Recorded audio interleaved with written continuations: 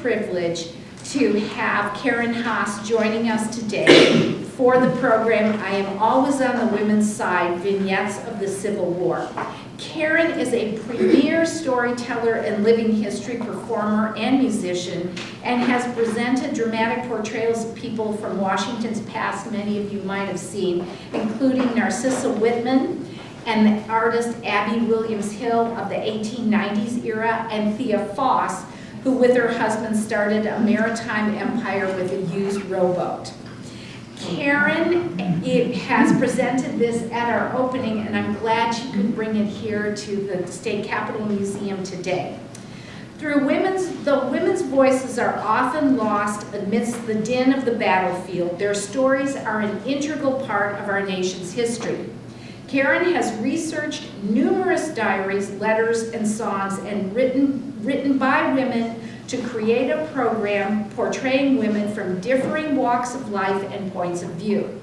This program presents the Civil War through the words of women in varying situations with varying points of view.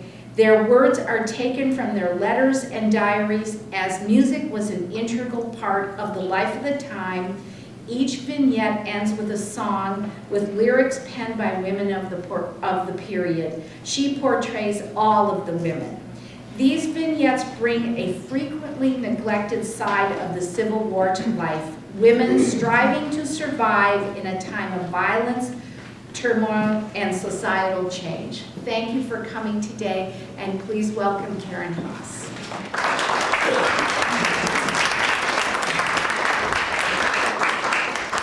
Thank you.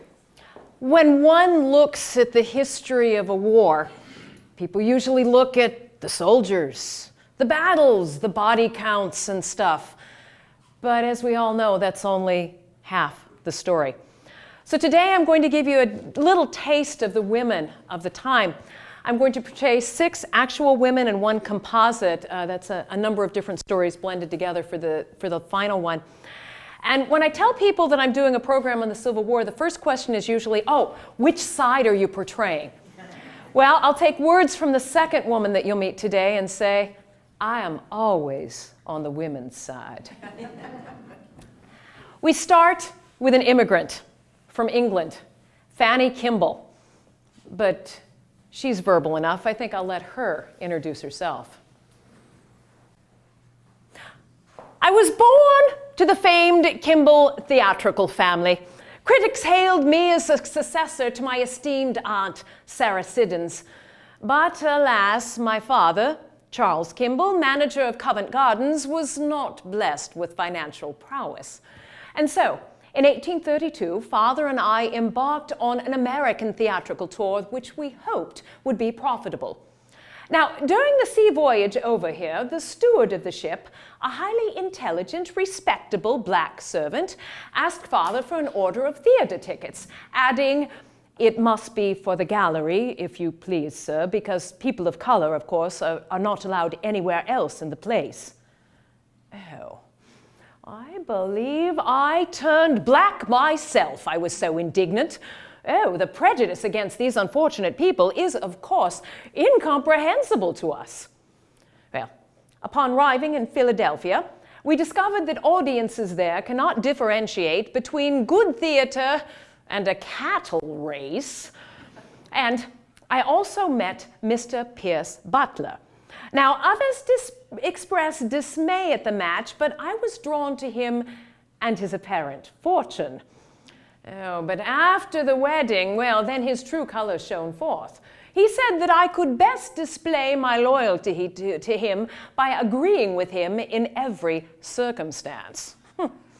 Well, it was 4 years later, upon the death of his aunt, that Mr. Butler finally inherited his half of his grandfather's estate, which included Sea Island, a plantation of some 2,000 acres in the island south of Savannah, Georgia. It also included some 1,000 slaves. Now, during our journeys there, I was not favorably impressed with Southern women. They are languid in their speech and deportment and seem to give themselves up without any apparent effort to counteract it to the enervating effects of the warm climate. Oh, I pitied them for the stupid sameness of their vapid existence, which would kill any amount of intelligence. Oh, but I was impressed with the beauty of the plantation. Oh, the measured rush of the Atlantic unfurling its huge skirts upon the white sands, the thick and close embroidery of the creeping moss, the vivid reds and greens. Oh, I should have enjoyed that wild, savage existence exceedingly, were it not for one small item: slavery. Oh, they were horribly dirty, poorly dressed, and had about their air and manner a lazy recklessness which naturally belongs to creatures who have not one of the responsibilities which are the honorable burden of rational humankind. There was not a girl on the plantation of 16 but what had children, nor a woman of 30 but what had grandchildren. A woman there thinks, and not so much amiss, I should say, that the more frequently she adds to her master's livestock, the greater claim she will have upon his good favor and consideration. Oh. The elder slaves were constantly directing our attention to the children, saying, "Look, missus, little niggers for you and massa, plenty little niggers for you and little missus." As for little missus, oh, I was dismayed to watch my young daughter surrounded by her swarthy worshippers, for they followed her as such, springing to obey her slightest gesture of command. Oh, just think of learning to rule despotically over your fellow creatures before the first lesson of self-government has been well spelled over. During my time on the plantation, I established a slave hospital and a slave nursery. I paid wages to the slaves who were my personal servants. I encouraged cleanliness among the children by giving them pennies when they were clean, and I even taught the alphabet to a bright young slave named Alec, something which I knew was a direct violation of Georgia law. Well, it was at this point that I wrote a letter to a dear friend suggesting that it would be most interesting to stage Mr. Shakespeare's Othello in the South. Yes, Iago's "I hate the Moor" would tell far better, I thought, in proper Savannah as "I hate the nigger." Upon our return to Philadelphia, I informed Mr. Butler that if our family livelihood depended on slavery, I wanted no part of it. With his continued unfaithfulness, we separated, and after long and ugly proceedings, we were divorced 3 years later. In 1860, I wrote a letter to a dear friend of mine on the continent saying, "The United States schism has become a yawning cleft, with a mad tumult of folly and wickedness, and none but moral on either side of it. The whole spirit of the people is gone. It seems to me slavery has made the Southerners insane egotists, and the pursuit of gain has made the Northerners incapable egotists. Manliness, patriotism, honor, and loyalty appear to have been stifled out of these people by material success and their utter abdication to mere material prosperity. A grievous civil war, shattering their financial and commercial idols and compelling them to find the connection between public safety and private virtue, may be the salvation of the country. A blessed, bitter blast of adversity may yet preserve them from that which seems impending over the land: unripe rottenness, decay without duration, the most amazing and deplorable unworthiness of the most glorious advantages that have ever belonged to any nation in the world." Alas, I was prescient, for now all talk is of weapons and wounds, fights and flights, so the state of our country is very sad indeed. But of the ultimate triumph of the North, I have not the shadow of a doubt. Glory, glory, hallelujah, His truth is marching on.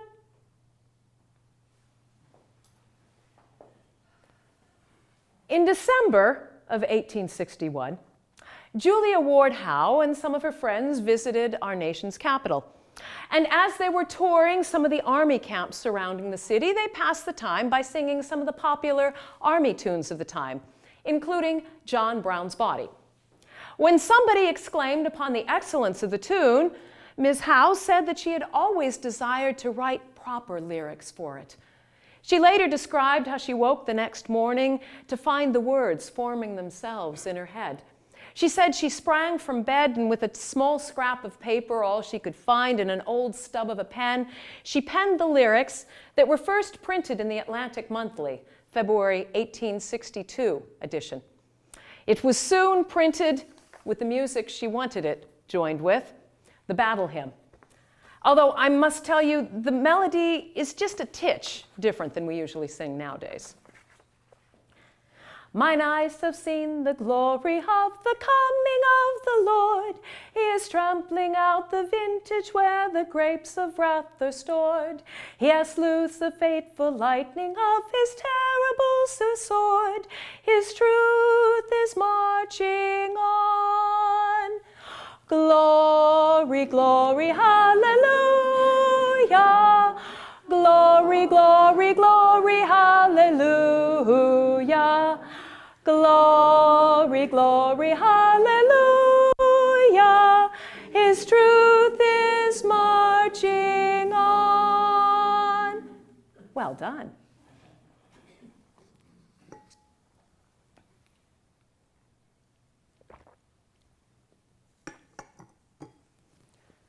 Mary Boynton Chestnut was a wife of a plantation owner and a politician. She considered Jefferson and Varina Davis to be two of her good friends. She wrote a diary, and she was gifted with the pen. With few words, she can bring you to tears, she can bring you to laughter. And her diary paints a vivid picture of her life and times. A friend of mine, Mrs. Wigfall, shared with us how, when her children were young, she broke them of using bad words by washing their mouths with soap and water, which reminded someone of the young girl who'd come running to tell on her brother, "Mama, Charlie's using bad language, curse words." "Well, whatever did he say?" asked the concerned mother. "He said, 'Damned Yankee.'" To which Charlie said, "Well, is that not their name, Mama? I never hear them called anything else." I do have fond memories of Northerners and living in Washington City when my husband was a United States Senator. But of course, everything has changed. Now, we undertook this war to shake off the yoke of foreign invaders, so we consider our cause to be righteous. The Yankees, since the war has begun, have discovered that it is to free the slaves that they are fighting, so their cause is noble. They also expect the war to pay. Yankees do not undertake anything that does not pay. They consider that we belong to them. We have been good milk cows, milked by the tariff. We gave them all of our hard earnings. You see, cotton pays most everyone who handles it and manufactures it and sells it and such, but rarely pays the one who grows it. We bore the ban of slavery, they got the money. But slavery is a curse to any land.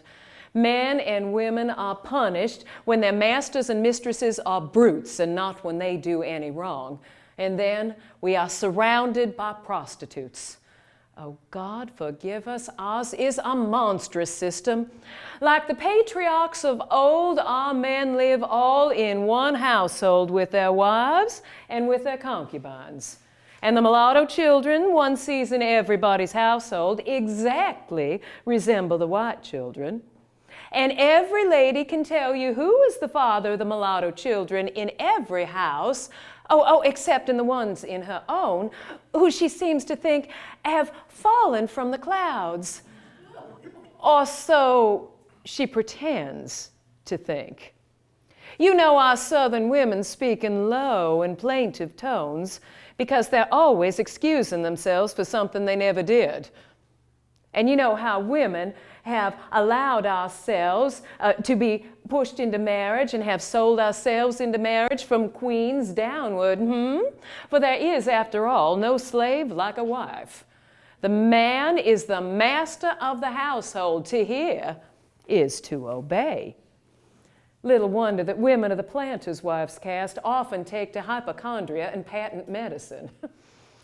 But we Southern women do have more spine than we're often given credit for. My Aunt Charlotte tells of the time that she and my dear mother were up at Shelby and had with them some slaves that belonged to my uncle, at whose house they were staying in his absence. Now, the sisters occupied rooms on opposite side of an open passageway. Below, the house was unfinished and also open, when suddenly my aunt heard the terrifying sound of a man running for his life, being pursued by men and dogs. She only had time to shut herself into a room, locking herself away, cut off, dumb with terror.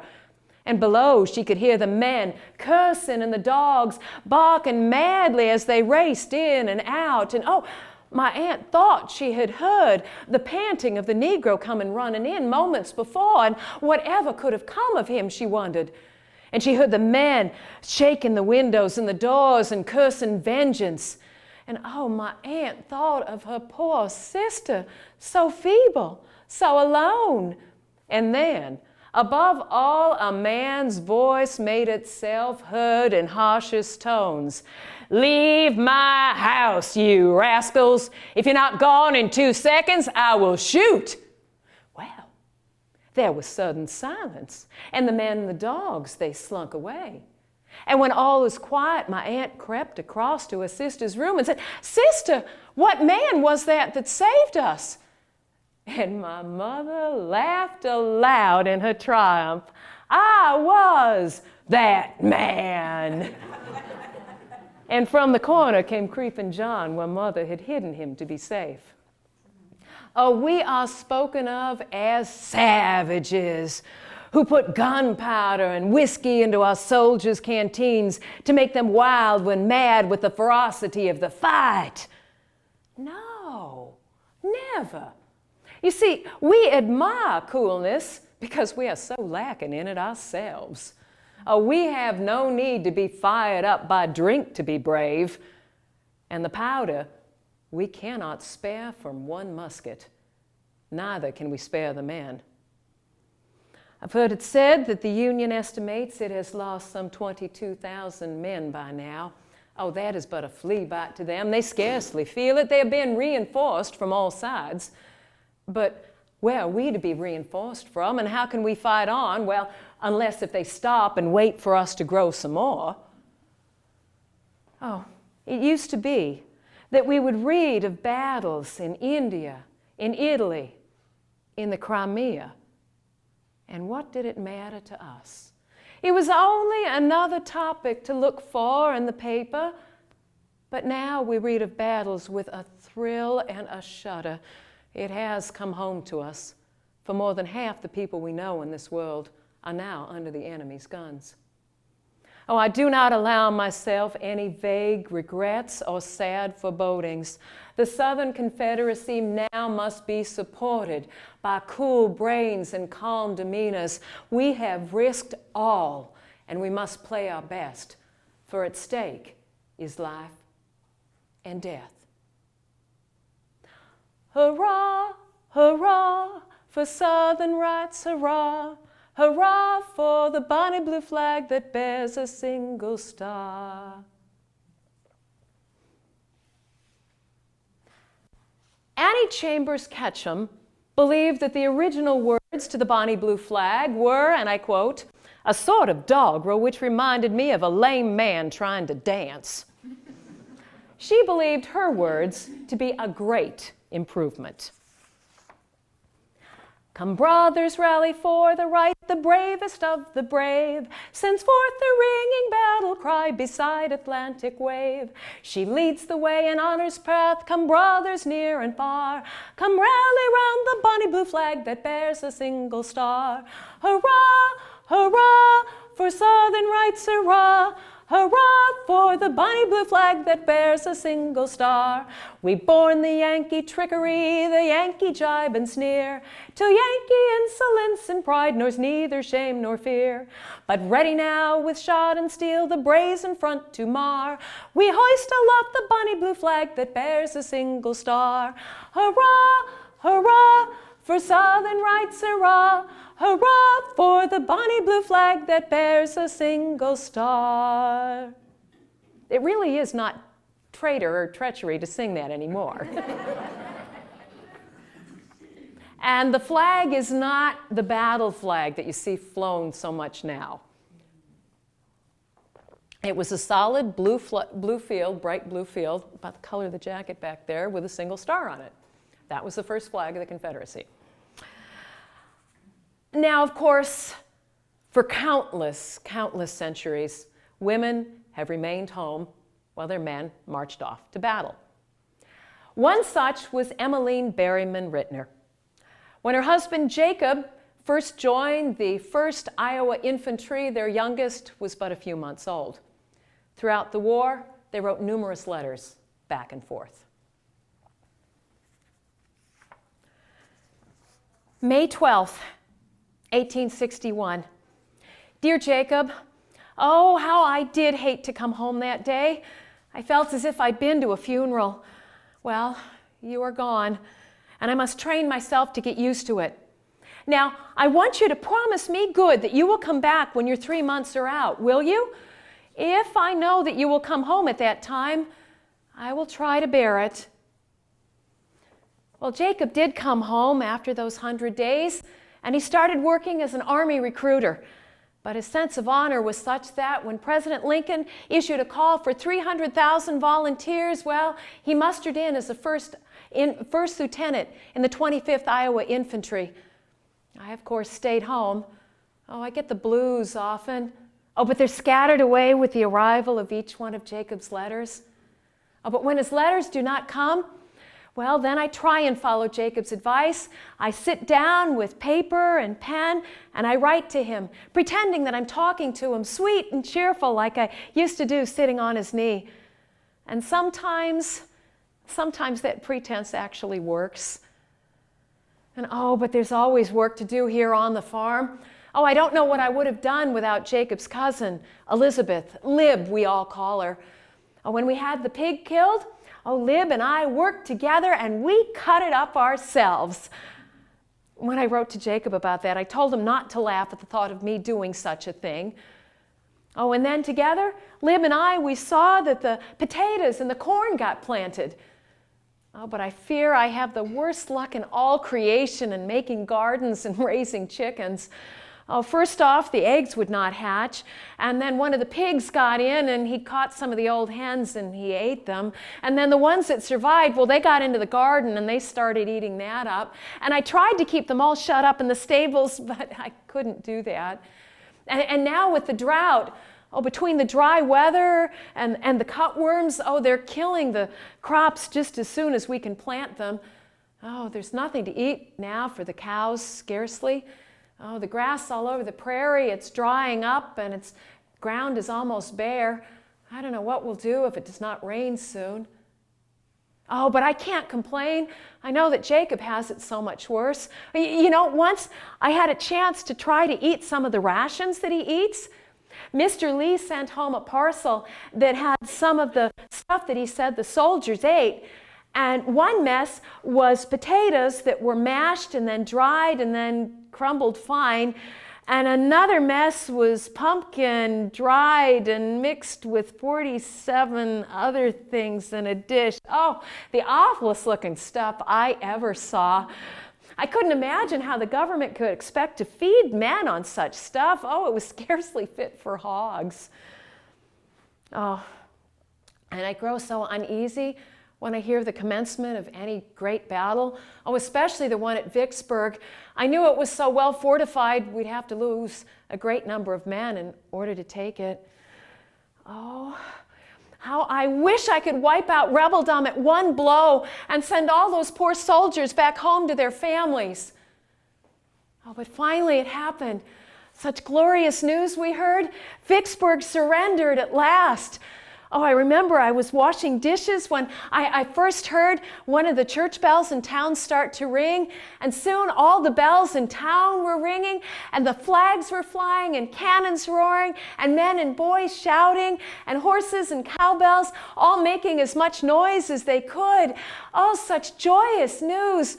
We had been so anxious and expecting it for so long. I could not help but rejoice. But I was also sad to think of so many brave boys that were killed. And perhaps there's even more. The trouble and horror that is spreading over our country, when will it end? And how will we ever be able to appreciate peaceable times if we're ever again so fortunate as to have peace again? Oh, I worry about Jacob so down in such a secesh country where it's so dangerous to be on picket guard. Oh, I can't bear to hear of those poor fellows who were shot when they're standing out there all alone and in the dark. All quiet along the Potomac tonight.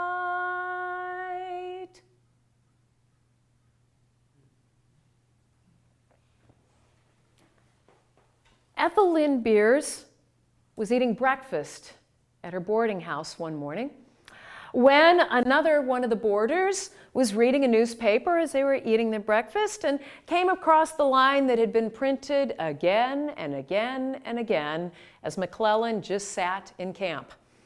"All quiet along the Potomac, as usual," said the other boarder.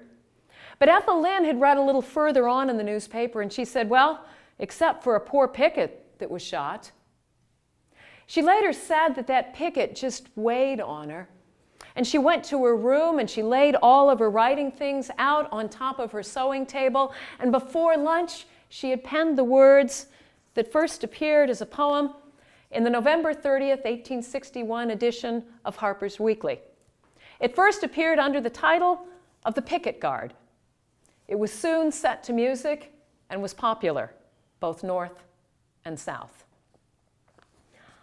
All quiet along the Potomac tonight, except here and there a stray picket is shot as he walks on his beat to and fro by a rifleman hid in the thicket. 'Tis nothing, private or two now and then will not count in the news of the battle. Not an officer lost, only one of the men moaning out all alone the death rattle. All quiet along the Potomac tonight."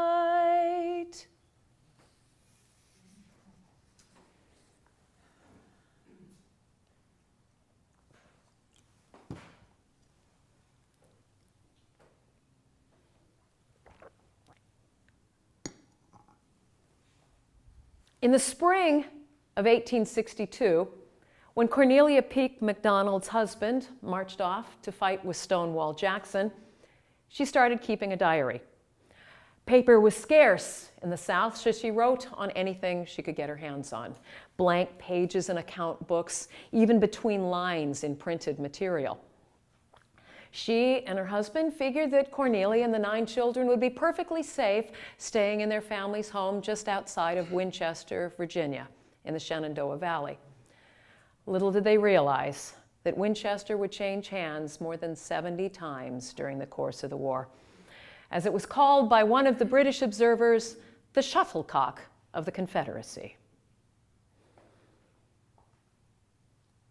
It was just a few days after husband left that the first of the Yankees arrived here in Winchester. One of them, put a hand on 4-year-old Donald and said, "How do you do, bub?" And my son looked up and said, "Take your hands off me. You are a Yankee." Oh, these Yankees feel free to cut down any tree, destroy any garden, and take over any building or home they see fit. One of them said that he was astonished at the amount of bitterness manifested towards them, especially by the women of Winchester.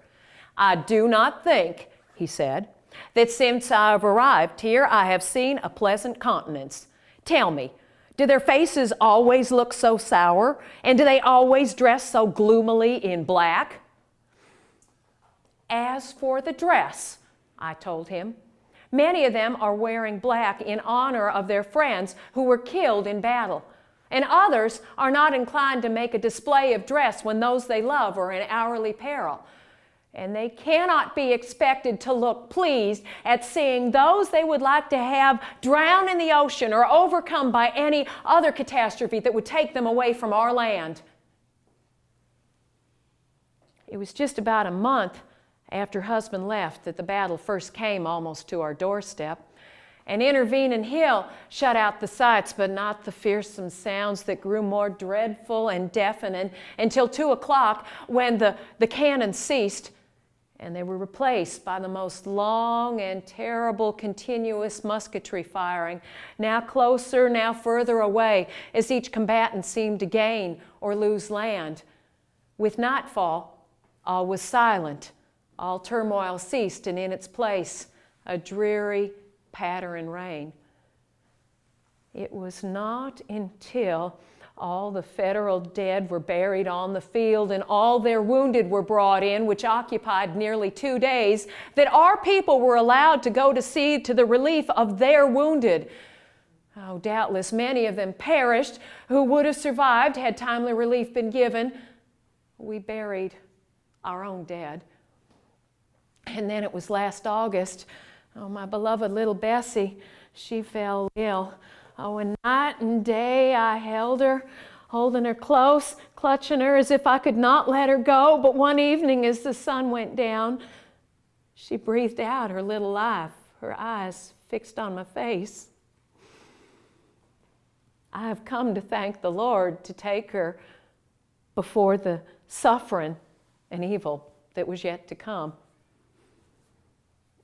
Although I have laughed again occasionally, it was last December when I looked out and I saw 2 cavalrymen. They were stealing that tiny Christmas turkey that I had procured with such difficulty and then dressed it and hung on a low limb in preparation for cooking on the morrow. Well, I ran after them and I demanded return of my property, otherwise I would report them to their commanding officer.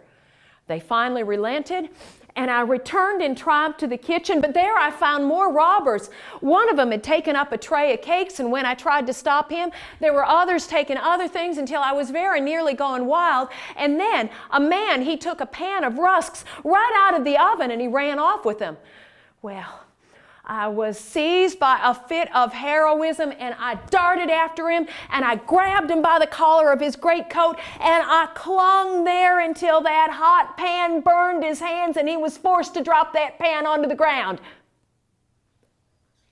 Well, at that moment, an officer came riding by and asked the meaning of it. And explaining, I lost my gravity, as did he. It was so perfectly ridiculous. We both forgot for a time the havoc all around us. And it's become so difficult trying to find food to eat. Why, most of the Yankee soldiers, they'd be willing to share meat or sugar and coffee with us in trading for flour or bread, but they're not allowed to. And so sometimes around about midnight, I'll hear a low knock at the door, and I go open it, and there stands a Yankee soldier, and he has a black camp kettle and a package, and I bring him in, and I lock him in there in the pantry, and usually the kettle, well, it has coffee and sugar and twists of paper and that parcel, a small piece of fat bacon. And I'll fill his camp kettle with wheat flour, and I let him go, and then I come back in and I lock myself in the pantry and I hid what he brought, because if he was suspected, he'd be punished, not to mention what might happen to me. Well, all during Last year, the husband kept writing me saying that I needed to make preparations to leave Winchester, and I could not see how it could be done, but by now, May of 1863, I know that there is no choice. I must become a refugee along with my children. Oh, and my heart is breaking at the thought of leaving my happy home. Where will it all end? Will my children ever see their father again? Can nothing ever stop the dreadful havoc all about us? I'll quiet along the Potomac tonight.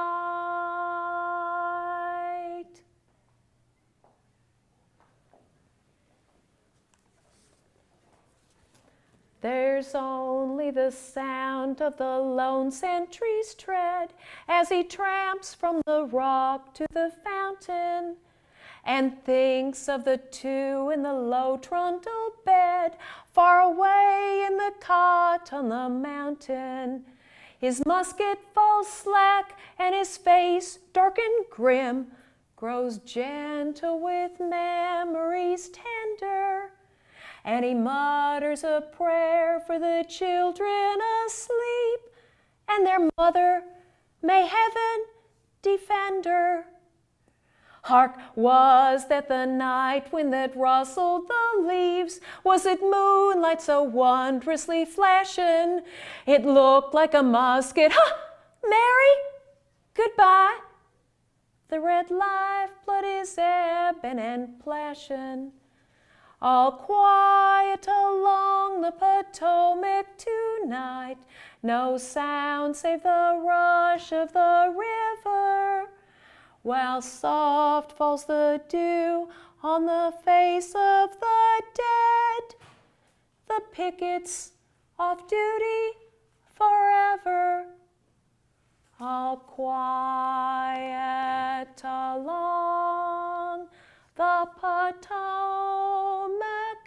tonight.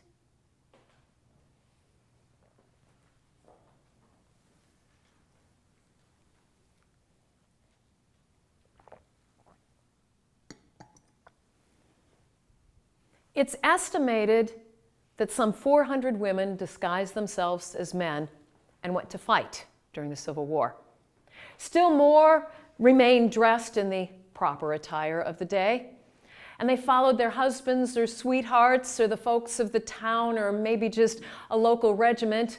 No, not for the nefarious purposes you always read about in those novels, but they were following along doing things like nursing and laundry. One such was Belle Macomber Reynolds. She was the daughter of staunch abolitionists. She married a druggist from Peoria, Illinois. And when her husband joined the 25th Illinois Infantry, she followed along as a so-called daughter of the regiment. Belle's diary creates a vivid picture of what she calls the Battle of Pittsburgh Landing, what we usually call nowadays in the North, the Battle of Shiloh. It was about sunrise on Sunday morning when we heard the distant roll of musketry, and thinking that it was just the pickets discharging their pieces as they returned to camp, we paid it no mind. About an hour later, I was standing by the fire, cooking breakfast, when I was startled by cannonballs howling over my head. I stayed at my place, determined that husband should have breakfast, and though the shells flew faster and the muskets grew nearer, I continued frying my cakes, and I wrapped them in a napkin and put them in a haversack and gave them to husband just as he was mounting his horse. Now, by this point, the enemy could be seen in a solid column coming over a distant hill, so Mrs. Norton and I, we snatched up our traveling baskets and bonnets and we ran to the river and onto the Emerald, one of the steamships which was being used as a hospital. Soon the wounded came pouring in, and for 36 hours we had no rest. By that night, there were 350 wounded on our ship alone. Oh, throughout that long afternoon, the thundering of artillery threatened to deafen us, and the air seemed filled with leaden hail, the spent balls pattering on the deck, sounding like a summer shower. As night fell, The rebels occupied the camp of the Federal Army, but our deliverance came with the arrival of gunboats, and the long-expected troops came hurrying forward at double quick to our rescue. And oh, the sight at the landing was one of pure terror. Armaments, ammunition, rations, and fodder being trampled into the mud, officers vainly endeavoring to gather stragglers, ambulances conveying their bleeding loads to the ships. These and oh, much more combined to create a babel of confusion indescribable. And then the rains came. Several times that night, our ship dropped down to Savannah, Tennessee to unload the wounded and come back for yet more. And the sun rose to find us still at work, now tending to the wounds of those who were being brought from the battlefield as the battle recommenced. Now, when the Army had left their quarters unexpectedly Sunday morning, rations had not been provided. I knew where there was a large store of bread being kept, so when a colonel came asking me for food for his men, I gave him some of that bread and some hastily improvised saddlebags, a pair of trousers that I tied a knot in the bottom of each leg and filled to the brim. About 9 o'clock, we left the boat and we climbed that steep hill up to that cabin where the wounded were being brought. Oh, the sight of a woman seemed to cheer the men, and many a "God bless you" reached my ears long before we'd had a chance to do a single kindness. And soon we were busily at work, bathing and bandaging wounds, distributing water and bread, which we augmented with gingerbread that we found at a sutler's stand. Oh, but the sights and sounds of that field hospital and the amputating table, they are with me still. Oh, the groans, the quivering limbs, the spurting arteries, the ghastly pinched faces of the sufferers. Sometimes I hope that it is a fever dream that haunts me, but I know it was no dream. Until 3 o'clock that afternoon, I had not had an idle moment, and my long-taxed nerves could bear no more. One of the surgeons gave me a spoonful of brandy, which revived me, and I had turned to go back to the boat when there was a hand on my shoulder that stopped me, and there stood husband. I hardly knew him. He was so begrimed with dust and blackened with powder.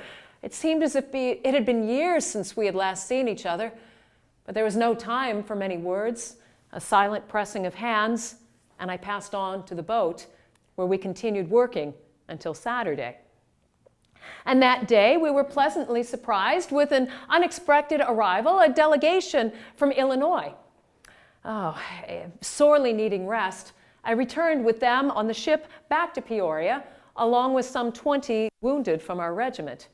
Now, once on board the ship, the discussion naturally turned to the battle, and as I had been an eyewitness, all eyes were directed towards me, and I told my story to quite an assemblage of ladies and gentlemen, including Governor Yates of Illinois. One person exclaimed, "She deserves a commission more than half the officers." And no sooner said, Governor Yates commanded his secretary to fill out a blank commission giving me the rank of major.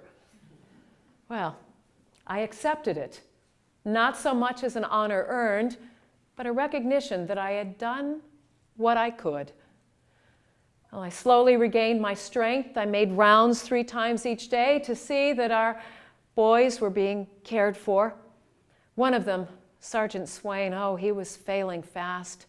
Oh, he prayed to be able to see his wife and children one more time, but he died as we landed at Peoria.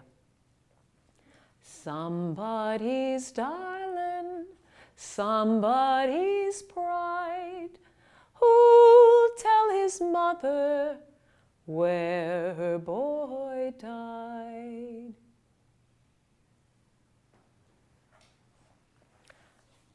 Marie Ravenel de Lacoste was the daughter of French immigrants to Savannah, Georgia. When her fiancé was killed in battle, she was inspired to try her hand at writing poetry, and she was also inspired to start making frequent visits to the military hospitals around the city. She wrote "Somebody's Darling" when an unidentified, fatally injured officer was brought to the ward where she was visiting.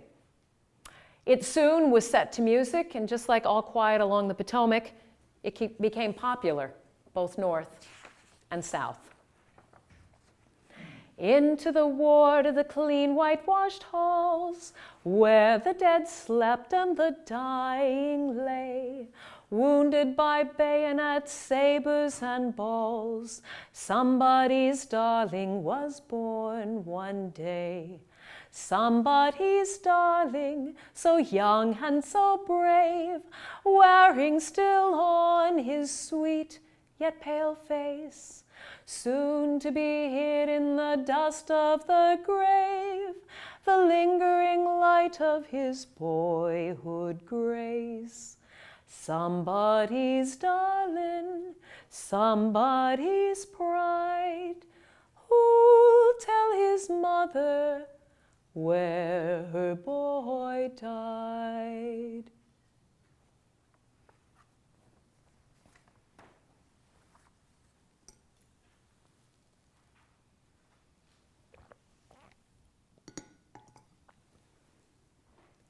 Kate Cummings was fiercely loyal to the Confederacy. Inspired by a friend's ministerial address, she volunteered as a nurse. She first was serving at a hospital in Corinth, Mississippi, immediately following the Battle of Shiloh. Later, she was at hospitals that were in Chattanooga, Tennessee, and then ones that moved continuously as Sherman marched his way through to the sea. Her diary presents a very different point of view of the war and the people involved than we're used to seeing and hearing here in the North. My heart beat high with expectation as we neared Corinth, as I had never been where a wounded man was before, nor had I been where there was a large army. I was understandably a bit nervous at the prospect of seeing both. Oh, but nothing had given me the faintest idea of the horrors to be seen in a ward immediately following a battle. Oh, certainly none of the glories of war were present. Gray-haired men, men in the pride of manhood, beardless boys, Federals and all mutilated in every way imaginable, lying there on the floor, just as they had been brought from the battlefield. Some of them lying so closely together it was nearly impossible to step in between them without stepping on someone. Oh, if the authors of this cruel and unnatural war could but see what I saw, they would put a stop to it. Well, there was work to be done, and so I went to it. Oh, if I were to live for 100 years, I will never forget the gratitude those poor sufferers show for every little thing done for them. Oh, our days are busy. We arise most mornings at 4 o'clock. We breakfast by candlelight. We procure the food, which is becoming more and more difficult. We prepare the delicacies for the sick. We see that the meals are assembled according to the doctor's orders, and then we distribute them. And then we do things like mending for the men and writing letters for them and reading to them. Oftentimes we're up till 12 o'clock working for our dear boys. Oh, I remember one time when there was a ward with 7 young men, and each of them had lost a limb. Oh, I know it sounds gruesome, but it was a perfect treat to go into that ward, for they seemed to do little else except laugh. They were all young men, and they told me that I needed to tell all the young ladies about them and tell them that they needed to come visit them because they would make excellent husbands, as they would most certainly never run away. Oh. Now, some of the surgeons, they entertained prejudice against we ladies being allowed into the wards under the capacity of nurses, but the patients, they are delighted to have us and say that we cause them to think of that which is dearest to them, home.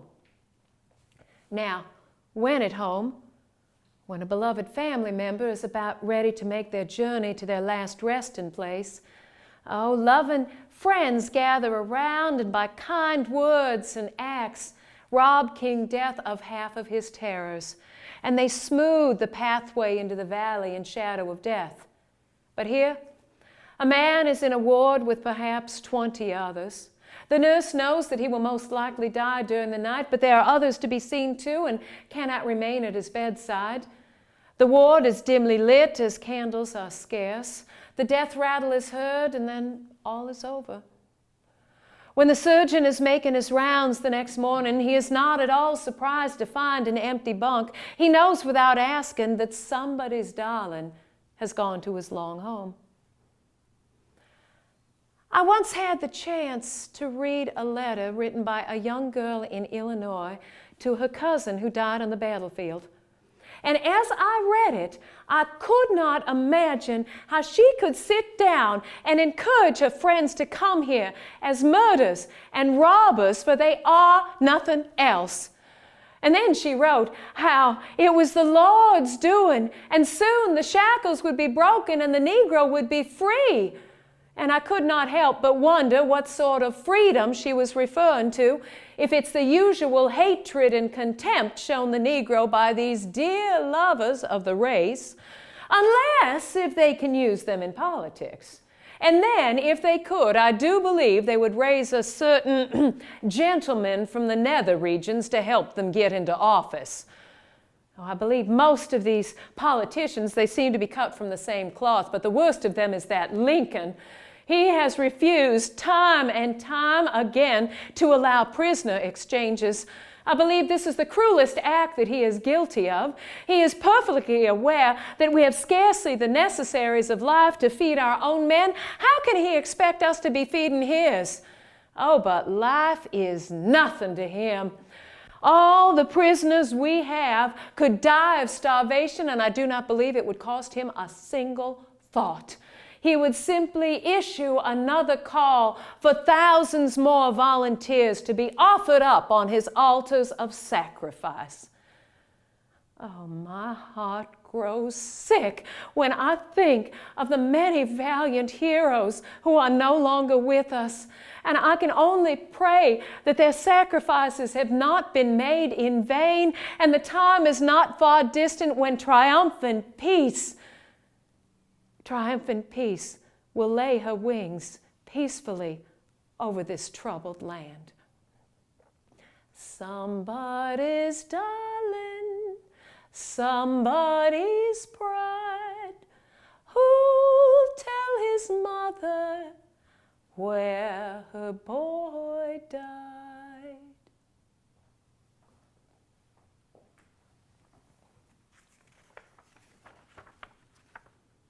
Somebody's watching and waiting for him, yearning to hold him again to her breast.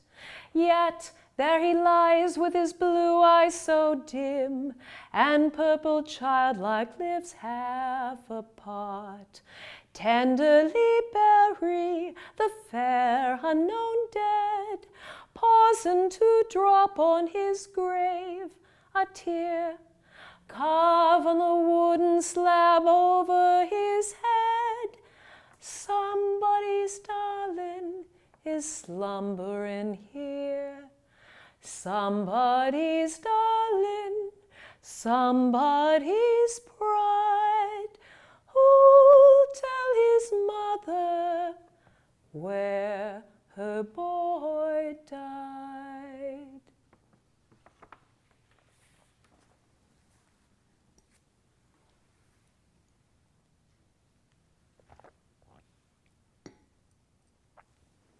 I end with another immigrant, this time from Ireland.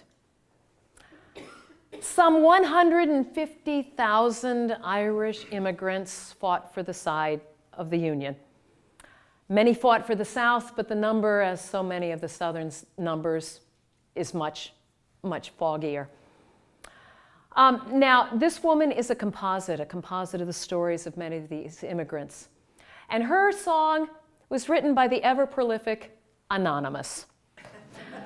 I've always loved the phrase, Anonymous was a woman. And so even though I have not a clue who actually first penned these words, which have kind of adapted as they come through time, since most of it is from the point of view of a woman, I will claim this for the women's side. Johnny and I, we left Ireland because the troubles there, they were so bad. People are starving all over. and we came to this land of opportunity. And Johnny, he worked so hard trying to find a job, but wherever he went, there was the hated sign, Irish need not apply. So he got the only job he could, working for the army. He doesn't even know what they're fighting for. It's just a job to put food into children's mouths.